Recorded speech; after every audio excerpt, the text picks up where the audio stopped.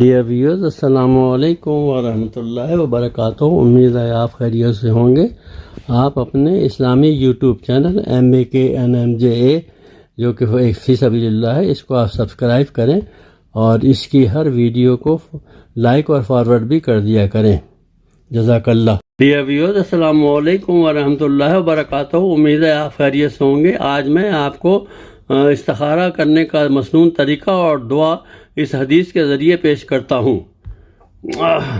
صحیح بخاری حدیث نمبر 6382۔ سیدنا جابر رضی اللہ عنہ کہتے ہیں کہ رسول اللہ محمد صلی اللہ علیہ وسلم ہمیں تمام کاموں میں استخارے کی تعلیم اس طرح دیا کرتے تھے جس طرح قرآن مجید کی صورت سکھاتے ہیں۔ آپ محمد صلی اللہ علیہ وسلم فرماتے ہیں، تم میں سے کوئی شخص کسی کام کا ارادہ کرے تو وہ نماز پنجوانے کا پابند ہو، 2 رکعت نماز ادا کرے اور یہ دعا پڑھ لے۔ میں دعا جو ہے اردو میں لکھ دیتا ہوں، عربی کی جب تک دعا آپ یاد کریں اس کو اردو میں بھی پڑھ سکتے ہیں۔ اے اللہ، میں تجھ سے تیرے علم کے ذریعے خیر طلب کرتا ہوں اور تیری قدرت کے ذریعے طاقت مانگتا ہوں، اور میں تیرے علم فضل کا سوال کرتا ہوں، کیونکہ تو قدرت رکھتا ہے اور میں قدرت نہیں رکھتا، اور تو جانتا ہے اور میں نہیں جانتا، اور تو عیب کے امور جاننے والا ہے۔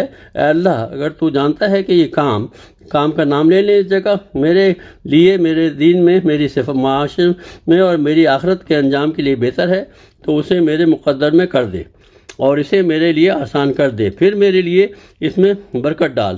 اور اگر تو جانتا ہے کہ یہ کام میرے لیے، میرے دین میں، میری معاش میں اور میری آخرت کے انجام کے لیے برا ہے تو اسے مجھ سے ہٹا دے اور میرے لیے بھلائی کر دے، جہاں کہیں بھی ہو، پھر مجھے اس پر راضی کر دے۔ آمین یا رب العالمین۔ اپنے لیے استخارہ خود کریں، کسی مولوی، ملا، امام کو یہ کام نہ سونپے کیونکہ وہ بہت مصروف ہوتے ہیں اور اکثر اپنے آپ کو خوش کرنے کے لیے استخارہ کے لیے کیے بغیر کچھ بتا دیتے ہیں۔ اپنے خالق سے خود استخارہ کریں، یا اگر آپ کا کوئی مخلص یا باعمل ہمراز ہے تو اس سے استخارہ کروا سکتے ہیں۔ استخارہ کے بعد اس کام کو دل جمعی اور بغیر کسی وسوسے کے انجام دیں۔ اللہ حافظ۔ دعائے استخارہ۔ بسم اللہ الرحمن الرحیم۔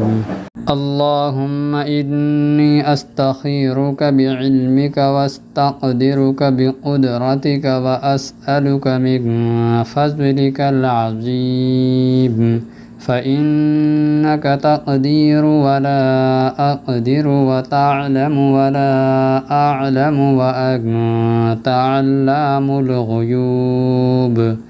اللهم إن كنت تعلم أنك هذا الأمر خير لي في ديني ومعاشي وعاقبة أمري عاجله وآجله فاقدره لي ويسره لي ثم بارك لي فيه، وإن كنت تعلم أنك هذا الأمر شر لي في ديني ومعاشي وعاقبة أمري عاجله وآجله فاصرفه عني واصرفني عنه واقدر لي الخير حيث كان ثم ارزقني به۔